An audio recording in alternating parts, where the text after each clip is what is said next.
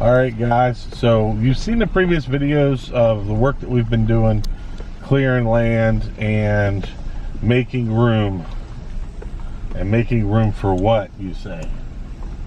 Well, we have decided on the point of hooking up to the grid.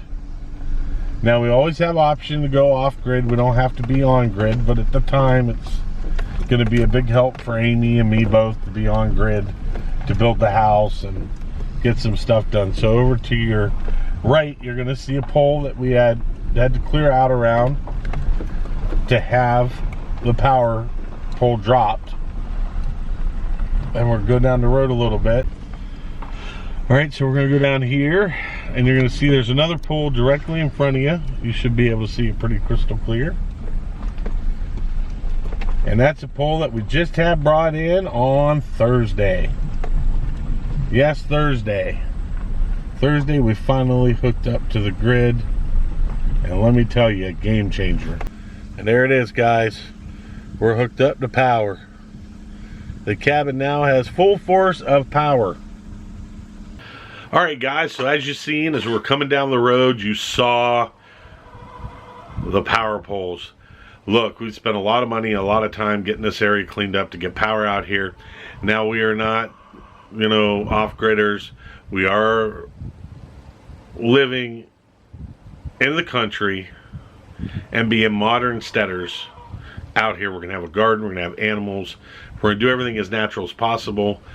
I had him run the pole so the pole would only be on a slight small portion of the property, and that's it.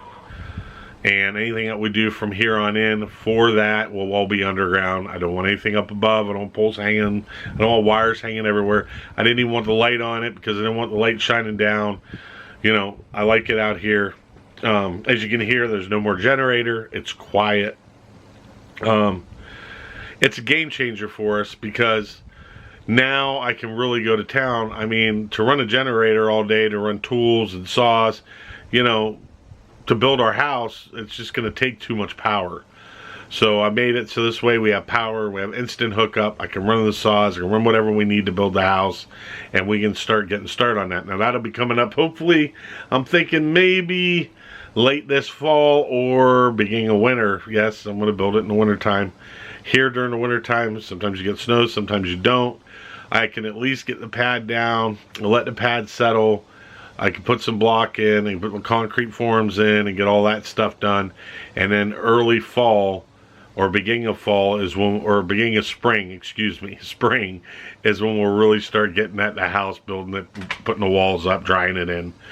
And we can't wait to, you know, get on that because we really would love to have our house. But Amy's here. She's doing some chores and stuff, running out of the house, and keep hearing the door. That's why you're hearing the door. It's so peaceful now when you're out here and you don't have that generator running the whole time. And it's also peaceful for the animals. So we're probably going to see a lot more deer come into our property without having that. We're also probably going to have a lot more snakes because the vibration from the generator is what kept them away. They don't like that vibration. But a little tidbit of a treat for you. If you want to, and this is if you want to, if you guys are worried about snakes, you're worried about problems, grab you guys self some mothballs, pitch some underneath your house. That'll get rid of the snakes. They don't like it. I wouldn't say put them down your fence line, but if you want to, you can. It's just a way to deter snakes from coming onto your property. We have a few snakes here. I think I got one copperhead I haven't been able to find yet. I'm still looking out for him. I found his skin in the garden. So I tell Amy every time she's out there, when she's reaching in, she's got to really look real good. Make sure he's not hiding somewhere in one of the beds. You know, there's so many things out here, but now having power has really changed things. It's helped us out a lot. Everything runs more efficiently.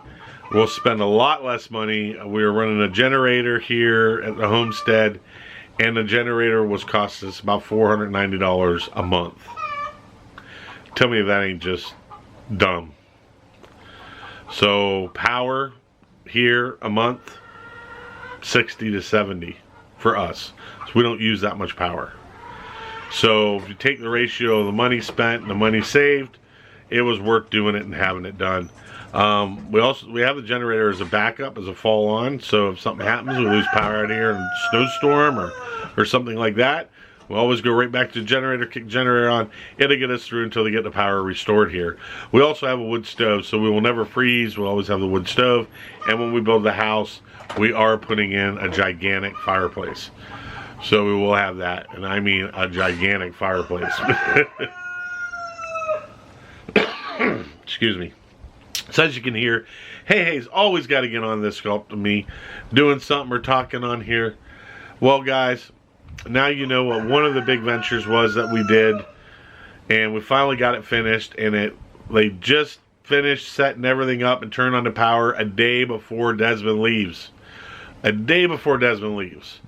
So, Desmond, sorry bud, you didn't get to enjoy it, but when you come here next time, you'll get to enjoy it. You get to have constant power. Because I'll tell you what, filling up that generator 2.5 times a day, it can get costly, especially when gas prices were up to $4.79 a gallon, and you're dumping 3.5, 4 gallons into that tank twice a day.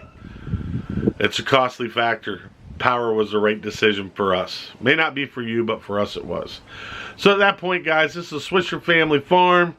We are here. We now have power. We now have our land cleared. We now have grass growing in for our pastures.